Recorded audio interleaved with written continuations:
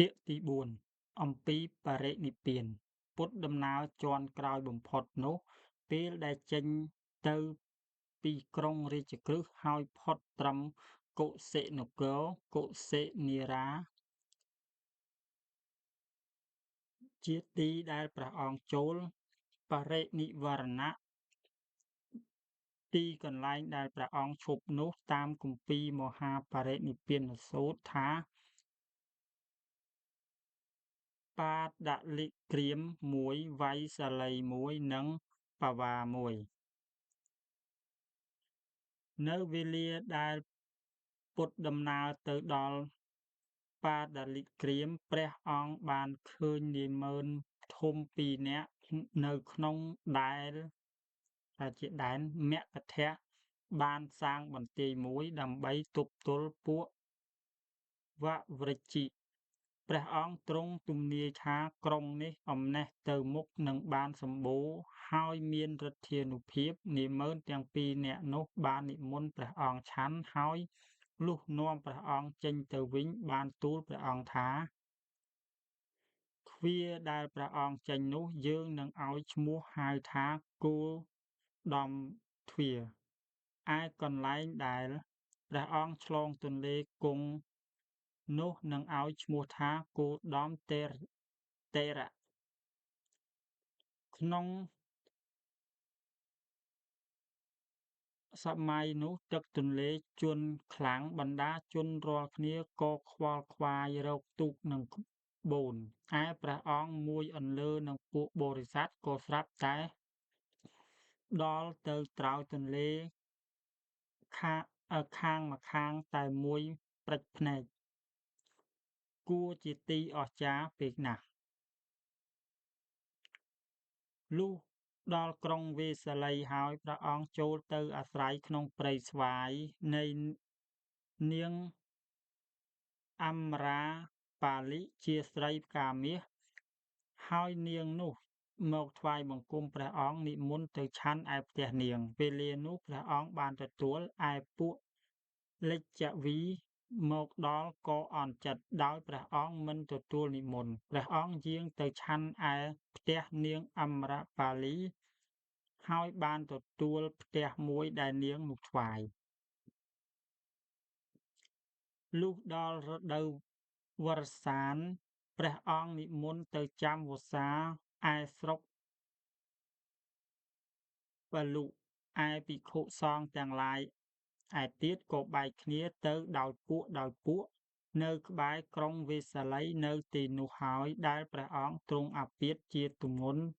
តែព្រះអង្គបានឈ្នះរោគនោះដោយឫទ្ធិបុណ្យព្រះអង្គ អានន្ទយកសេចក្តី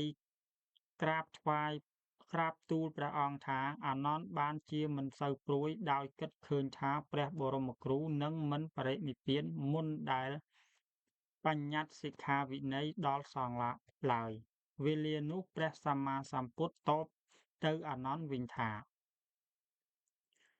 ចុះហេតុអ្វីអានន្ទក៏បានសង្ឃទាំងពួងចាំទទួលបញ្ញត្តិពីតថាគតទៀត តថាគតមិនបានសម្ដែងធម៌ឯណា ថាជាធម៌ស្ងាត់កំបាំងទុកប្រាប់តែបុគ្គលម្នាក់ៗ ឬធម៌ឯណាដែលត្រូវផ្សាយសាធារណៈនោះឡើយ តថាគតមិនដែលលាក់អាជ្ញាលើសិក្ខាបទណាមួយទេ លើកខ្លួនថាជាធំជាងធម៌ឯណាមួយឡើយ បើមានអ្នកណាគេគិតថាអញនឹងកាន់កាប់នៅសង្ឃទាំងអស់ ឬថាសង្ឃទាំងអស់ស្រេចលើអញ អ្នកនោះឯងហើយអានន្ទគប្បីនឹងមានបញ្ញត្តិដល់គេបាន ឯតថាគតមិនគិតយ៉ាងដូច្នោះទេ អំពីពួកសង្ឃនោះ ចុះហេតុអ្វីក៏ចាំឲ្យតថាគតបញ្ញត្តិទៀត តថាគតជរាហើយអានន្ទ តថាគតអាយុច្រើនណាស់ហើយ តថាគតបានបំពេញពុទ្ធកិច្ចដរាបមក លុះដល់កំណត់ពេលតថាគតឥឡូវនេះតថាគតអាយុ80ឆ្នាំហើយ ណែអានន្ទ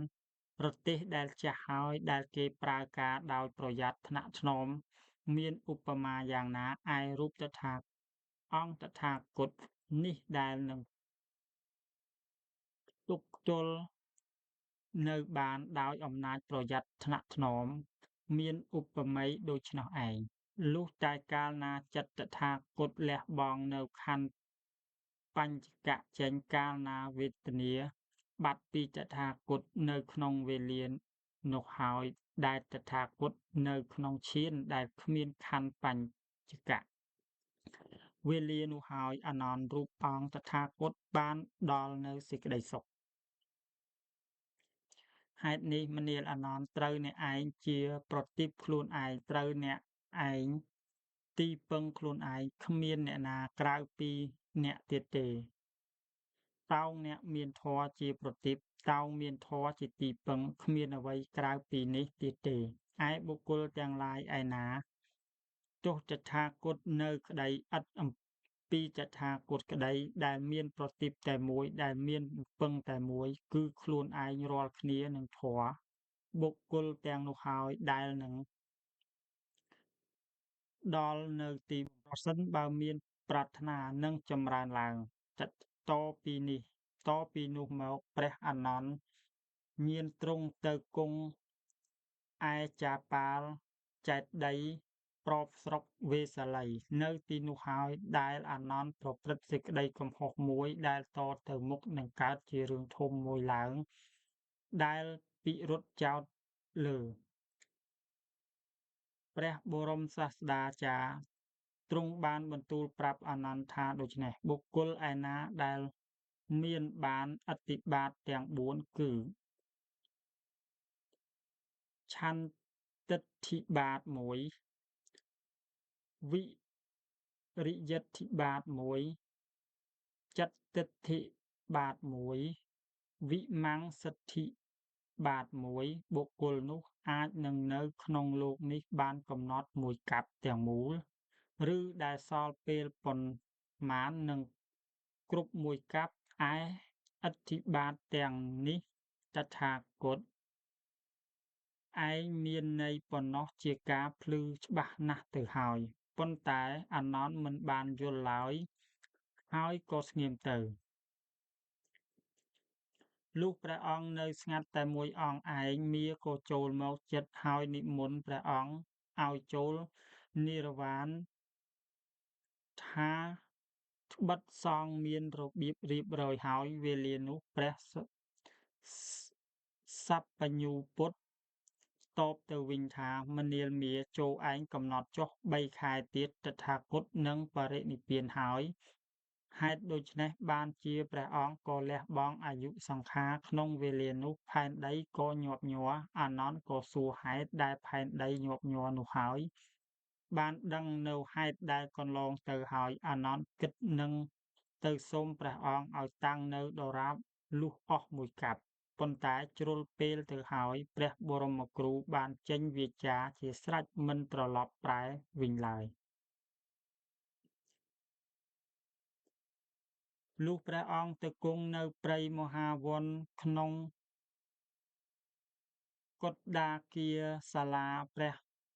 សម្ពុទ្ធទ្រង់ឲ្យភិក្ខុសង្ឃទាំងអស់ដែល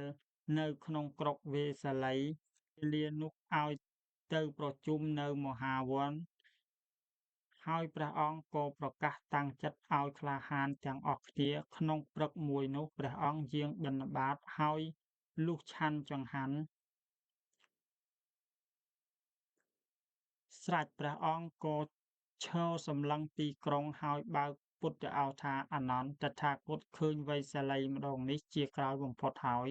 ចូលមកយើងនឹងទៅឯផតក្រាមវិញ លុះពុទ្ធដំណើរទៅដល់បវា ព្រះអង្គចូលទៅអាស្រ័យក្នុងព្រៃស្វាយរបស់នាងជាងដែកម្នាក់ឈ្មោះជន ក៏បានរៀបចង្ហាន់ធ្វើដោយសុករមន្តវាំងថ្វាយគឺសាច់ជ្រូកចិញ្ច្រាំឬផ្សិតឆា ចង្ហាន់នេះដែលព្រះអង្គឆាន់ទៅហើយបណ្ដាលឲ្យកើតព្រះរោគមួយគឺឈឺចាប់ជាខ្លាំង តែវេលានោះព្រះអង្គក៏ទ្រង់ពុតដំណើរទៅតាមផ្លូវទៅកាន់នគរកុសិនារា មួយអន្លើនឹងអានន្ទ លុះព្រះអង្គនឿយព្រះកាយពល ក៏ឈប់អាស្រ័យនៅក្បែរផ្លូវថ្នល់ ហើយ ទារទឹកឆាន់ អានន្ទក៏ក្រាបថ្វាយបង្គំទូលថាទឹកនោះល្អក់ទៅហើយដោយរទេះ500 បកាត់ ថាសូមព្រះអង្គយាងហួសទៅឲ្យដល់ស្ទឹងកកុฏដ្ឋា ព្រោះទឹកនៅទីនោះថ្លាល្អ លុះព្រះអង្គទ្រង់ប្រើផ្ទួនដល់2 ដងទៀត អានន្ទក៏ទៅដងទឹកនោះមកថ្វាយព្រះអង្គ តែគួរជាទីអស្ចារ្យណាស់ វេលានោះទឹកដែលល្អក់នោះត្រឡប់ទៅជាថ្លាល្អវិញ ក្នុងវេលានោះមានអ្នកស្រុកម៉ាល់ម្នាក់ឈ្មោះបុកកុស មានដំណើរពីកុសិនារាដោយរទេះ500 រទេះទាំងនោះហើយដែលបានធ្វើទឹកឲ្យល្អក់ នាយរទេះនោះក៏ចូលមកចំពោះព្រះភ័ក្ត្រហើយសន្ទនាជាមួយព្រះបរមគ្រូ រួចពីនោះបានថ្វាយចីពរមាសមួយឲ្យទៅព្រះអង្គមួយទៀតទៅអានន្ទ ចីពរមាសនោះវេលាដែលបានយកទៅប៉ះពាល់ដល់ព្រះអង្គក៏បាត់រស្មីអស់ទៅ ឯកាយព្រះអង្គក៏ចេញនូវរស្មី ចម្លែកព្រោងព្រាតក្នុងវេលានោះ ភេទនេះមានតែ2 ដងទេ គឺមុនបានពោធិញ្ញាណម្ដង និងមុនបរិនិវ្វានម្ដង លុះពុទ្ធដំណើរទៅដល់ស្ទឹងកកុฏដ្ឋា ព្រះអង្គក៏ទ្រង់ស្រង់ទឹកស្ទឹងនោះហើយទៅអាស្រ័យនៅភូមិអំពរវ័ន រួចពីនោះទ្រង់ក៏ឆ្លងកាត់ស្ទឹងហិរញ្ញវតី ហើយឈប់នៅប្របកុសិនារាក្នុងព្រៃសាលរាំងនៃពួកម៉ាល់ អានន្ទបានរៀបទីផ្ទំថ្វាយព្រះអង្គនៅកណ្ដាលដើមរាំងភ្លោះទាំងគូ ហើយព្រះសម្ពុទ្ធក៏ផ្ទំសន្ធឹងផ្អៀងខាងស្ដាំឆ្ពោះព្រះសិរ្សទៅទិសខាងជើង ពិតមែនជារដូវនោះមិនមែនជារដូវឈើផ្កា តែឯដើមរាំងទាំងនោះក៏ត្រឡប់ទៅជាផ្កា យោនយានធ្លាក់មកលើព្រះបរមគ្រូ លាយឡំទៅដោយផ្កាមន្ទាវេ បណ្ដាទេវបុត្រទេវតាបាចសាចពីលើមក ហើយព្រះអង្គក៏បើកពុទ្ធឱសចំ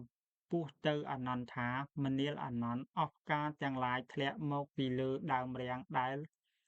ជាផ្កាខុសរដូវ ឯផ្កាមន្តាវរដែលជាផ្កាទិព្វធ្លាក់មកពីលើមេឃមួយអន្លើ និងម្សៅក្រឹស្នា ហើយឯសូរស័ព្ទតន្ត្រីនិងសូរចម្រៀង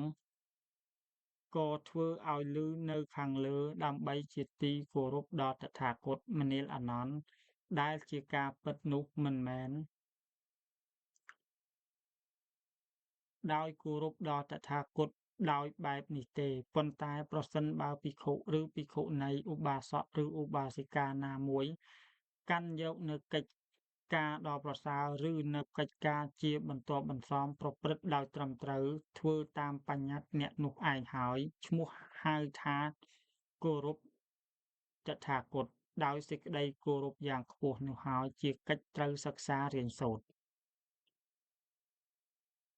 ព្រះពុទ្ធអង្គបានសម្ដែងតទៅទៀតជាច្រើនទ្រង់តម្រូវកន្លែងគោរព4 កន្លែង ដែលគួរដល់អ្នកប្រព្រឹត្ត គឺស្រុកកបិលវត្ថុ1 ពុទ្ធគយា1 ពេណារេស1 និងកុសិនារា1 មនាលអានន្ទ កន្លែងដែលត្រូវកុលបុត្រអ្នកជឿសាសនានីមួយៗចូលទៅមើលដោយមានចិត្តស្លូតស្ងប់នោះមាន4 គឺ កន្លែងដែលតថាគតប្រសូត1 កន្លែងដែលតថាគតបានសម្រេចពោធិញ្ញាណ1 កន្លែងដែលសម្ដែងធម្មចក្រ1 ហើយនិងកន្លែងដែលតថាគតរលត់រំឡើងបញ្ចក្ខន្ធជាស្រឡះ1 នោះអស់ទាំងអ្នកបួសទាំងឡាយ និងឧបាសកបុរសនិងស្ត្រី បុគ្គលណាដែលស្លាប់ក្នុងវេលាទៅកាន់កន្លែងនោះនឹងបានទៅសោយសម្បត្តិសួគ៌ អានន្ទសួរទៅព្រះអង្គទៀតថា ចុះត្រូវប្រព្រឹត្តដូចម្តេចចំពោះទៅលើស្ត្រី ទ្រង់ត្រាស់ថា កុំឲ្យមើល ចុះបើប្រសិនជាមើល ថាត្រូវកុំឲ្យនិយាយផង ចុះបើប្រសិនជានិយាយជាមួយ ត្រូវមានសេចក្តីប្រយ័ត្នឲ្យមែនទែន កុំធ្វេសឡើយ អំពីការបូជាសពរបស់ព្រះអង្គនោះ ព្រះអង្គប្រាប់ថា ត្រូវធ្វើឲ្យដូចសពស្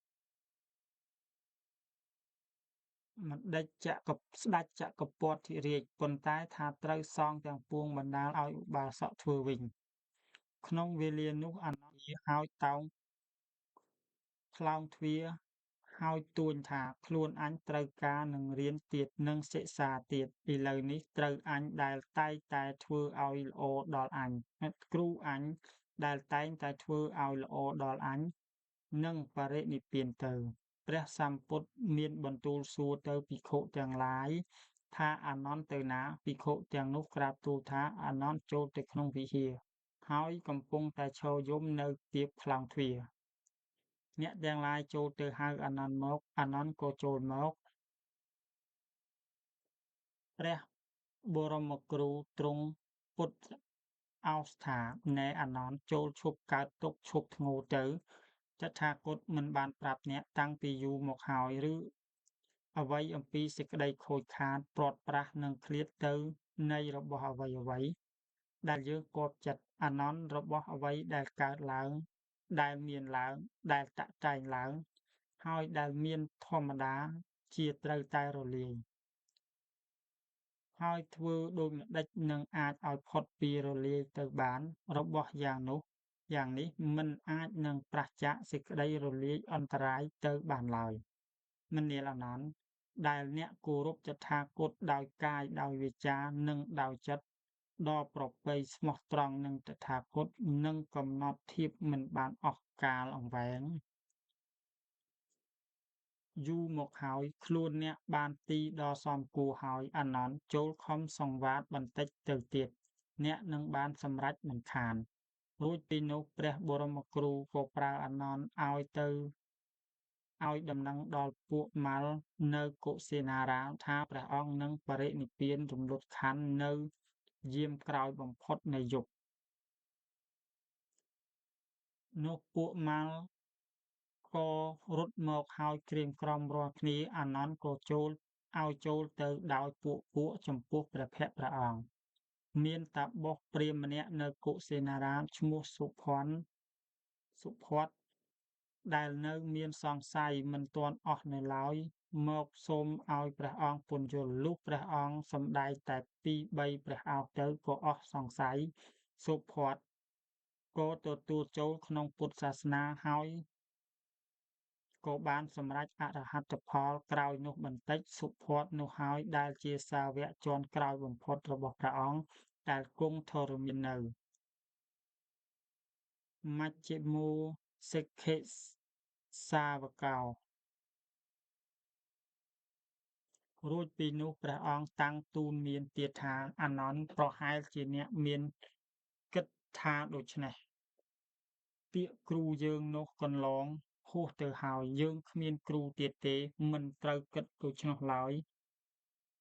ធម៌និងវិន័យដែលតថាគតបានសម្ដែងហើយ បានបញ្ញត្តិហើយដល់អ្នកទាំងឡាយ នោះហើយជាគ្រូនៃអ្នកជាក្រោយ ដែលតថាគតបរិនិព្វានទៅ មានលក្ខណៈរបៀបពាក្យមួយសព្វថ្ងៃនេះ ភិក្ខុទាំងឡាយហៅគ្នាទៅវិញទៅមកដោយផ្ដើមពាក្យថាអាវុសោ តាំងពីវេលានោះទៅ ភិក្ខុចាស់វស្សានិយាយនឹងភិក្ខុខ្ចីវស្សា ត្រូវហៅចេញឈ្មោះភិក្ខុនោះ ឬឈ្មោះត្រកូលភិក្ខុនោះ ឬហៅថាភិក្ខុ ឬថាអាវុសោ ភិក្ខុខ្ចីវស្សានិយាយទៅនឹងភិក្ខុចាស់វស្សាថា ភន្តេ ឬអាយុស្មា មានទណ្ឌកម្មមួយតោងតម្រូវទោសព្រហ្មទណ្ឌមិនឲ្យធ្វើកម្មជាមួយដល់ភិក្ខុឈ្មោះឆ័ន្ទ ពេលក្រោយបំផុតនោះ ព្រះអង្គបានបើកឲ្យសាវកណាដែលមានសេចក្តីសង្ស័យ ឲ្យទូលសួរព្រះអង្គ តែសាវកទាំងអស់ស្ងៀម ទើបព្រះអង្គបញ្ចេញសេចក្តីដោយពាក្យដូចនេះថា ឥឡូវនេះមានាលភិក្ខុទាំងឡាយអើយ តថាគតទូន្មានអ្នករបស់ទាំងឡាយដែលកើតឡើងហើយត្រូវតែរលាយទៅវិញជាធម្មតា ត្រូវអ្នកទាំងឡាយខំសូត្ររៀងឲ្យមាំមួនដើម្បីជាប្រយោជន៍រាល់ខ្លួន នេះហើយជាពាក្យក្រោយបំផុតរបស់ព្រះអង្គ ចិត្តព្រះអង្គក៏ឡើងតាមថ្នាក់រូបឈានទាំងបួន និងតាមអរូបឈានដរាបដល់ផុតវេទនានិងសញ្ញា អានន្ទសួរទៅព្រះអនុរុទ្ធថា ព្រះសម្ពុទ្ធរលត់ហើយឬ?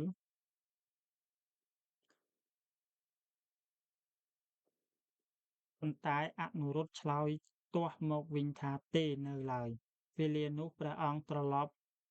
តាមកន្លែងដដែលដរាបដល់ឈានជាបឋមវិញ ហើយក៏ឡើងវិញ លុះដល់ចតុដ្ឋัច្ឆាន ហើយក៏រលត់ក្រោយនោះបន្តិច ព្រះអនុរុទ្ធក៏លួងលោមអស់ភិក្ខុទាំងអស់ដែលកំពុងកើតទុក្ខ ហើយប្រើអានន្ទឲ្យនាំដំណឹងទៅកុសិនារា ក្រោយនោះបន្តិច លេចពួកម៉ាល់មកដល់មួយអន្លើដោយភ្ញីផ្កា គ្រឿងក្រអូប និងសំពត់ កំណត់ 6 ថ្ងៃ ពួកទាំងនោះគោរពដល់សពព្រះបរមគ្រូដោយចម្រៀងតន្ត្រីនិងរបាំ លុះថ្ងៃទី 7 ពួកទេវតានិងពួកម៉ាល់នាំគ្នាយកព្រះសពទៅក្នុងនគរកុសិនារា ចូលតាមទ្វារខាងជើង លុះដល់កណ្តាលក្រុង ហើយចេញតាមទ្វារខាងកើត ទើបតម្កល់គំនៅអុសនៅទីមកុដពន្ធចេតិយ ហើយគេយកភ្លើងទៅឆួលគំនរអុសទាំងនោះទៅ មិនបានឆេះដូចសេចក្តីប្រាថ្នា អនុរុទ្ធឲ្យដំណឹងទៅថា ភ្លើងមិនអាចនឹងឆេះជាមុនដែលមហាកាស្សបៈបានថ្វាយបង្គំដល់ព្រះអង្គ ព្រះបរមគ្រូឡើយ ឯមហាកាស្សបៈក៏ត្រឡប់ពីបាវាចូលមកកុសិនារាវិញមួយអន្លើដោយភិក្ខុ 500 ព្រះអង្គមកតាមផ្លូវបានជួបនឹងអាជីវកម្នាក់កាន់ផ្កាមន្តេវរ ហើយបានឲ្យដំណឹងថា ព្រះបរមគ្រូបរិនិព្វានមួយអាទិត្យទៅហើយ ព្រះមហាកាស្សបៈក៏ខំសូត្រដំណើរដល់មកនគរកុសិនារា ហើយចូលទៅក្រាបចំពោះព្រះអង្គទើបដើរប្រទក្សិណ 3 ជុំ ឃើញព្រះបាទទាំងគូលានចេញមក ហើយក្រាបថ្វាយបង្គំនៅព្រះបាទនោះ រួចពីនោះគំនរអុសក៏ឆេះឯងមួយរំពេច ឆេះខ្ទេចគ្មានសល់ផេះសល់កម្ទេចធ្យូងសោះឡើយ ប៉ុន្តែសល់តែឆ្អឹងដែលគេយកទៅតម្កល់នៅសាលប្រជុំនៃពួកម៉ាល់ ហើយក៏ធ្វើបុណ្យគោរពជាថ្មី 7 ថ្ងៃទៀត ដំណឹងនៃបរិនិរ្វានក៏ផ្សាយទូទៅ ហើយមាន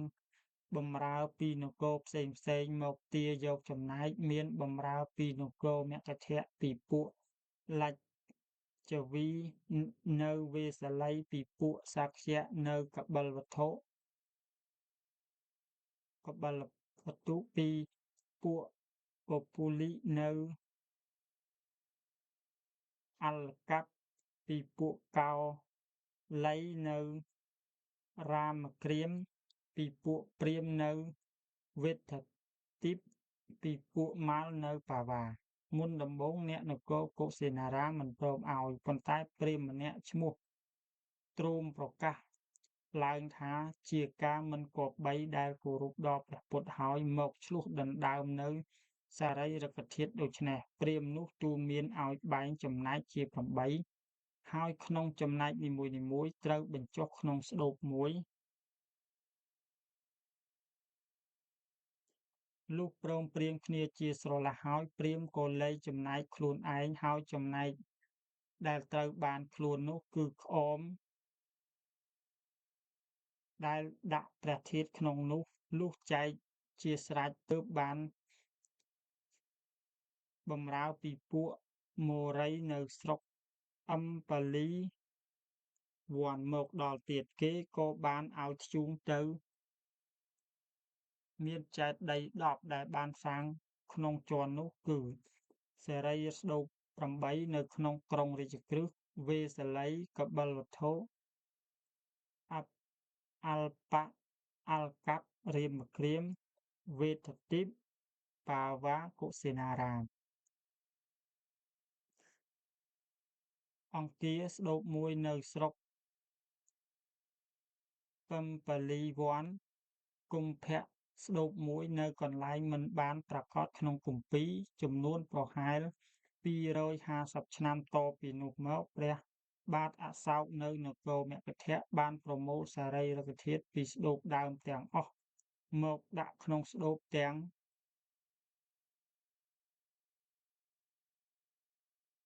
84000ដែលទ្រង់សាងថ្មីដោយព្រះរាជ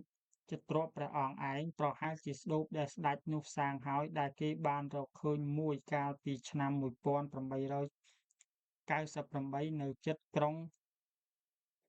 ពេត្រាវ៉ា នៅចុងព្រំឦសាននៃតំបន់ប៉ាស្ដី ចម្ងាយប្រហែល1គីឡូម៉ែត្រខាងអាយព្រំដែននេប៉ាល់ ក្នុងស្តូបនោះមានកោដ្ឋមួយគឺធ្វើពីថ្មសិលា មានឆ្អឹងតូចៗខ្លះនៅខាងក្នុង ហើយមានចារឹកជាអក្សរព្រះបាទអសោកដាក់សេចក្ដីបញ្ជាក់ថា ជាអដ្ឋិធាតុព្រះពុទ្ធ